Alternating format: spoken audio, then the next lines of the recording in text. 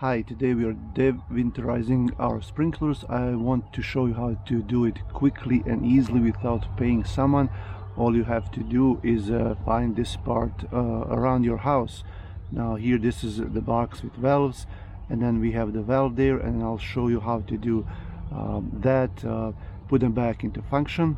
And then I'll also find the water connection here in the house, and then I'll show you how to handle that. So let's start. All right, so this is usually at the highest point around your house. This is where it's supposed to be, and it's usually somewhere at the corner or on the side of the house. You look for a box like this. It contains the valves, and then you would open it up here and then make sure that everything is closed down here.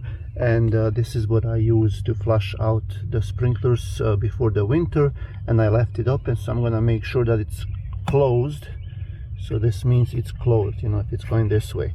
And then these valves here that control different zones, they need to be closed too, so make sure that they are tight, okay, when you turn them to right, that they don't move, okay. So all the connections look good, nothing is suspicious here. And then we go to this part right here. This is the backflow prevention valve. It prevents the water from coming back into the system, the dirty water that is in the irrigation system. So these valves here I left halfway open, and if you turn them on this way, they're closed, but if you turn them on this way, they're open. So you do both of them, you open them up all the way. And then these screws here, I left them also open. These are for draining, so I will turn them this way to close them, okay.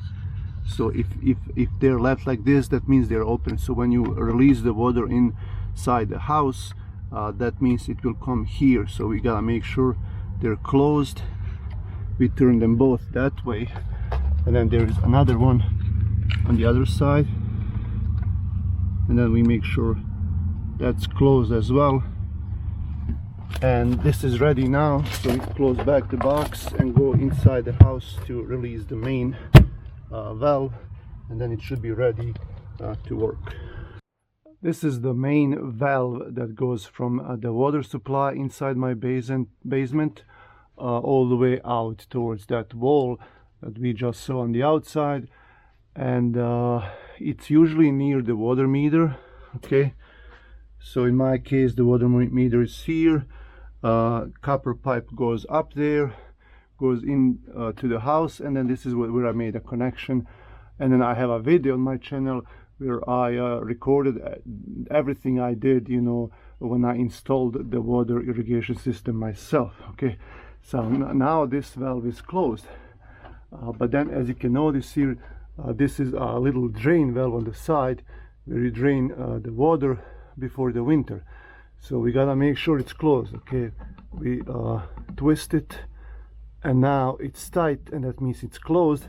And now, since we did everything on the outside, we close the small valves, the small screws there for the drain, and then we open up the main valves for the water to go inside the irrigation system. Now we can slowly turn this on and make sure there are no leaks here or anywhere else, so you can act quick if you notice something weird. And then we open it up all the way out, and now there are no leaks.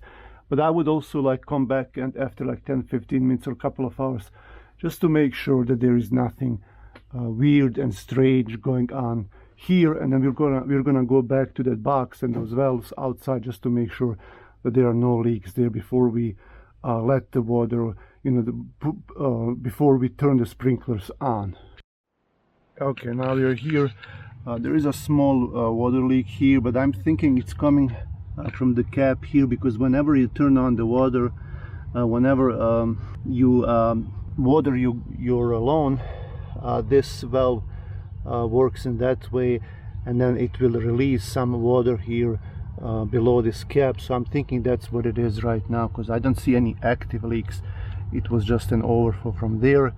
So I'm gonna keep an eye on that to make sure that that's what it is. Okay, and then we'll look here to see if everything is okay, and then leave this open for now. So we're gonna go inside my garage where the controller is, and then we're just gonna try to turn it on. Let me see. All right, my controller is inside my garage. Some people will place it in their basement or even outside in a weather protected box, but mine is here on the inside. That's what I did myself. Like I said, you can watch that video on my channel how I installed everything.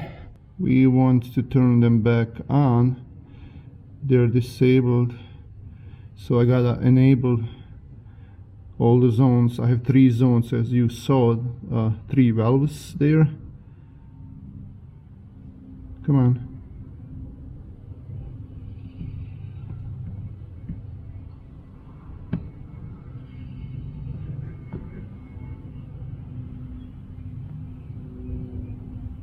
Enabled. Okay, so I'm gonna test zone 1, leave it on for 1 minute or maybe 2 minutes. Let me see. Should come on. There you go.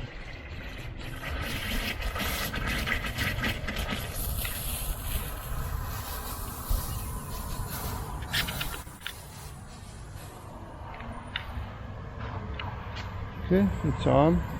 Works. That's good. It's gonna stay on for 2 minutes just to see how everything is going. And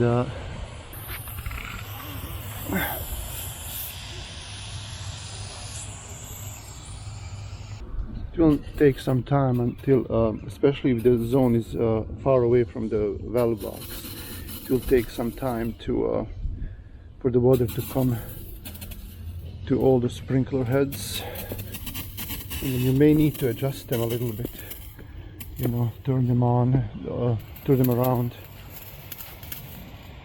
because they might have moved during winter.